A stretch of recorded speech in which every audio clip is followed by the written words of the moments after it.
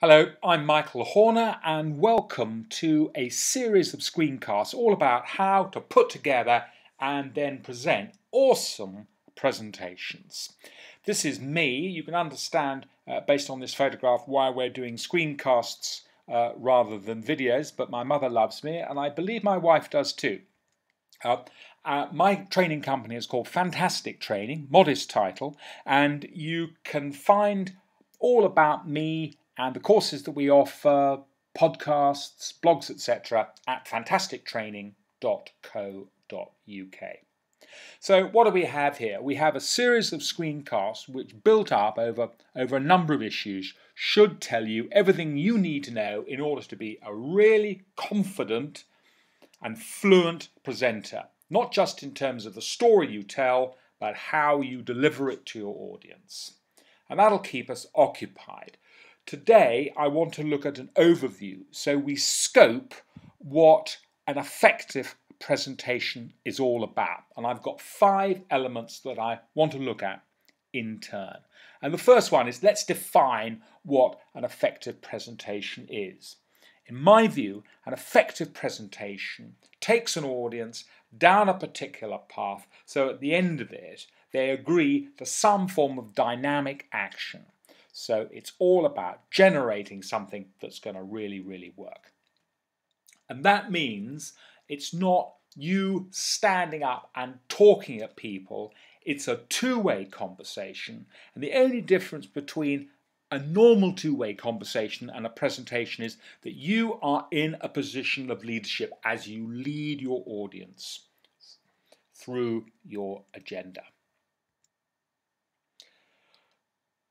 Do we need all the paraphernalia to make it an effective presentation? Do we need a laptop, screens, PowerPoint, all that kind of stuff? The answer is no. An effective presentation can happen just about any place, anywhere. In fact, the best presentation I've seen recently was in an Italian restaurant where the waiter came over and presented off a tiny little slate all the delicious goodies that were up for grabs that lunchtime. And I tell you what, the sea bass was fantastic. So let's just summarize that first point, defining what an effective presentation is all about. The second point I want to look at is how we use information properly. And I'm a great believer in the 3 facts rule. What the 3 facts rule tells us is that if you have an audience which is intelligent, alert, and motivated, it's unlikely to retain more than 3 facts in a single presentation. So if you have loads of complex information to present to people, don't do it in a presentation medium. Stick it in an email or put it in a document and talk people through one-to-one. And if you do try to present very detailed stuff in a presentation, all that's going to happen is that the brains are going to crash and then you're going to lose the attention of your audience, and once you've lost that, you're never ever going to get it back, so you're doomed. So, what role does information have in a presentation? My view is it's there to illuminate. It's there to cast light and add credibility to our argument, and therefore it's there to prove or to justify the proposition that we're presenting. Therefore, information is there in a supportive role.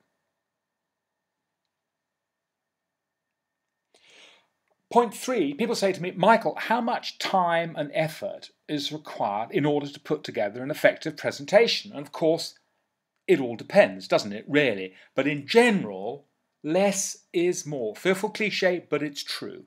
Let's look at the strengths and weaknesses of the presentation medium. From a strengths point of view, I think it's terrific for getting people excited and motivated and showing general big picture stuff.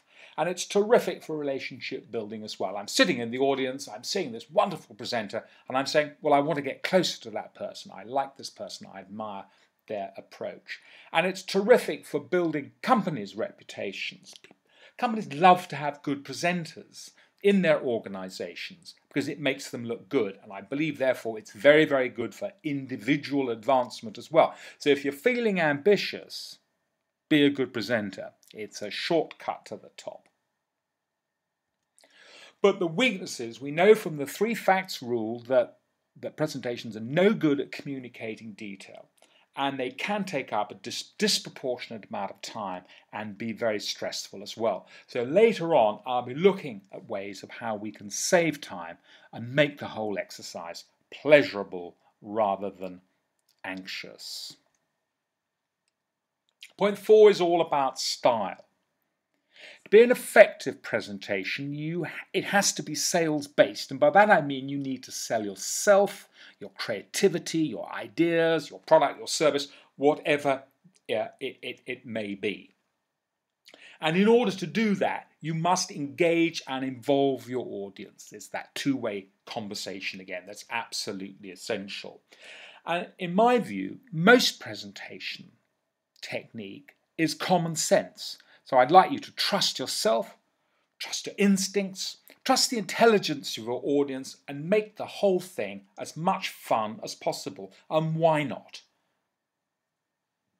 Shouldn't be too serious.